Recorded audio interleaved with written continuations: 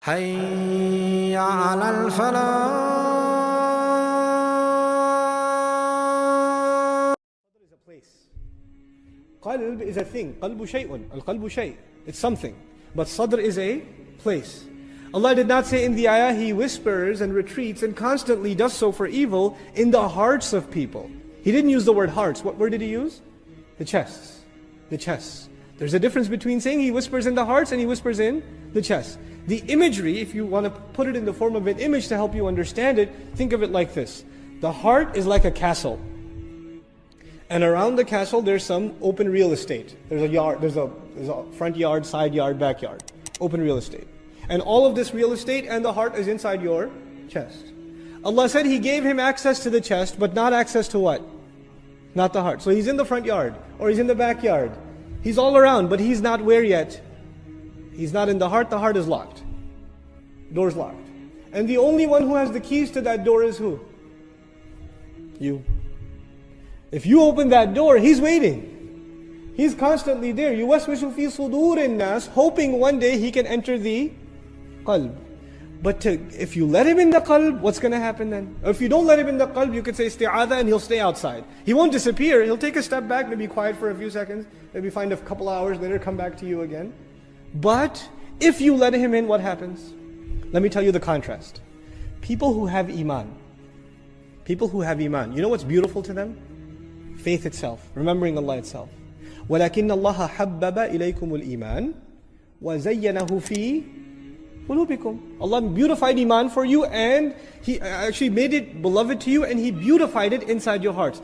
You find beauty in iman. You find beauty in this belief. Now, imagine what happens when shaitan makes his way in. What's going to happen? You're going to find beauty in iman anymore?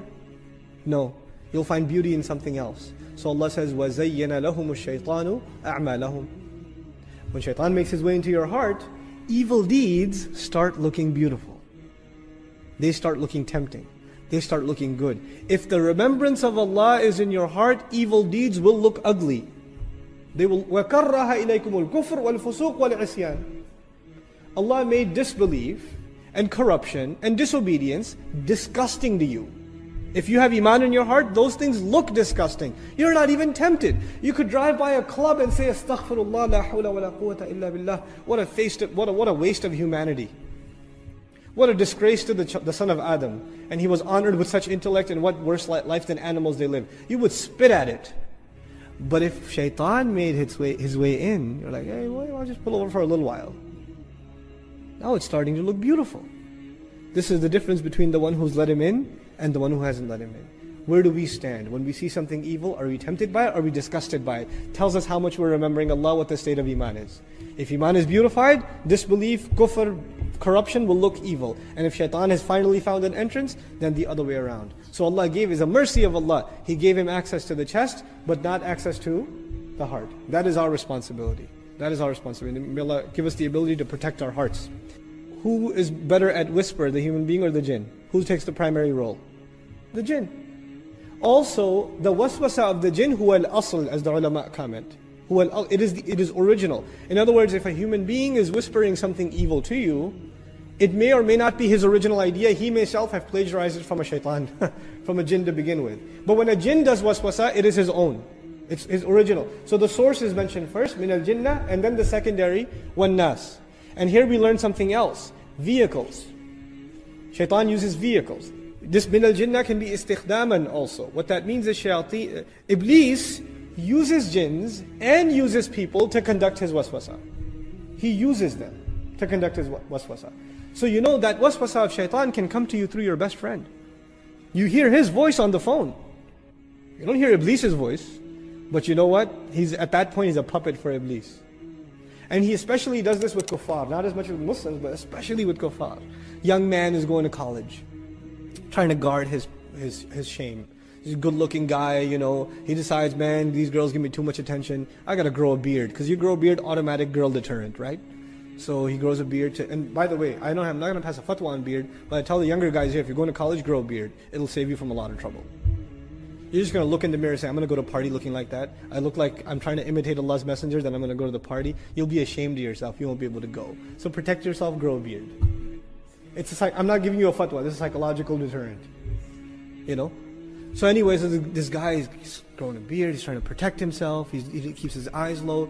Shaitan doesn't come to him. You know what he does? He goes to this non-Muslim girl and says, hey, go talk to him. So she comes over, did you do the assignment from last week? Innocent question. Because I think you're really smart. Uh-oh, now it's starting to get a little dangerous. He'll come to him, and now if he starts giving it some thought, then he opened the door, now he comes to him. You see that? He'll use people like puppets to give waswasa to you. He'll use people like puppets. And now he doesn't even have to use people. Now he's got websites and TV channels that do it for him. He's got his work on DVD. You know? It just doesn't, automated. He could kick back and relax and watch, even though he doesn't ever kick back, like we said. But we facilitated his job for him through modern, mass media. Mass media can be used for great things, but for the most part it's being used for evil things. For evil things. So this is, min sharril waswasil khannas, min al-jinnati wan nas rather. They could be from the jinn, and they could also be from the people. But the source is al-waswas. And then these are being used. So they're in a secondary position. Essentially the word Rabb necessitates the existence of an authority. You obey him because he is your Rabb. U'budu rabbakum. Enslave yourselves to your master. Now, why is that important?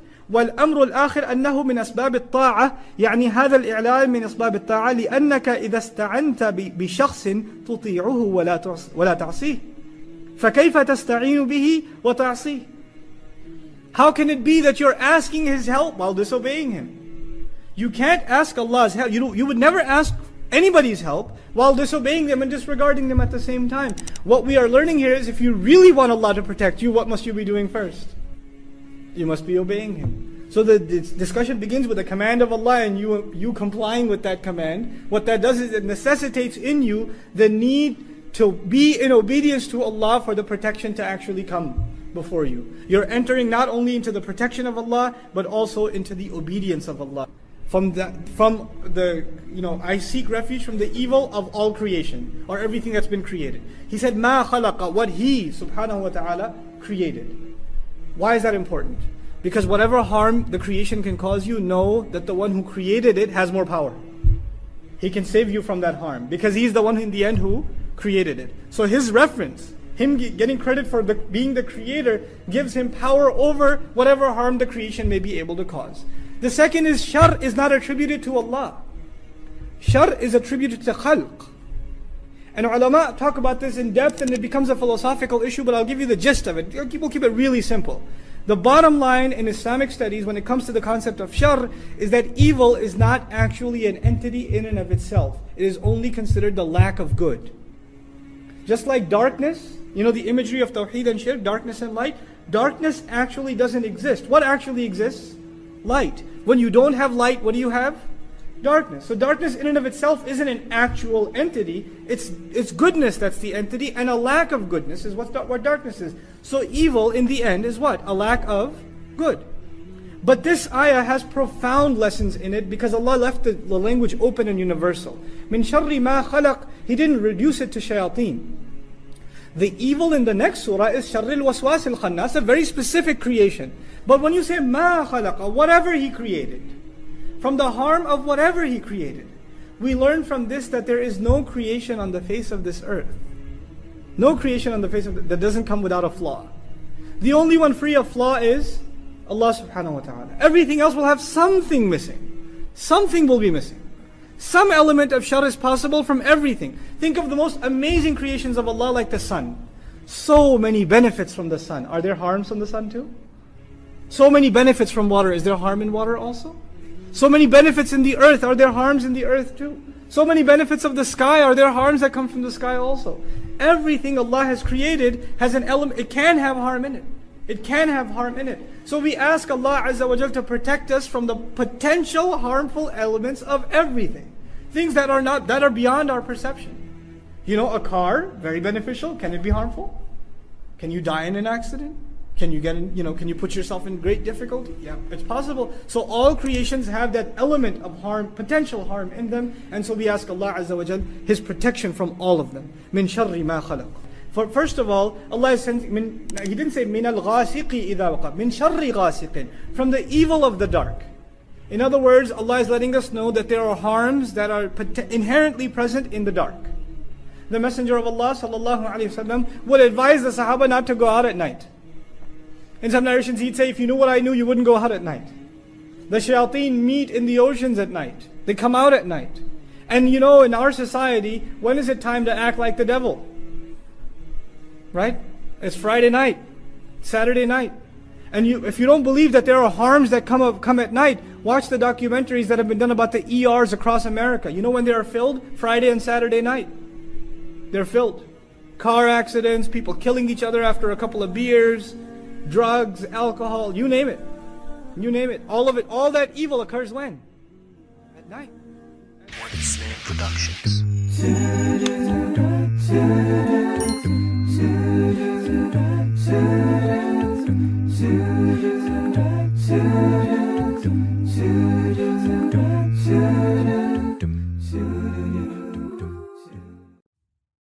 Assalamu alaikum wa rahmatullah. If you enjoyed this video, please do share it with friends and family. If you want to see more videos from this series, click on the box at the top. If you want to see other videos, click on the box at the bottom. And don't forget to hit the subscribe button. Thanks.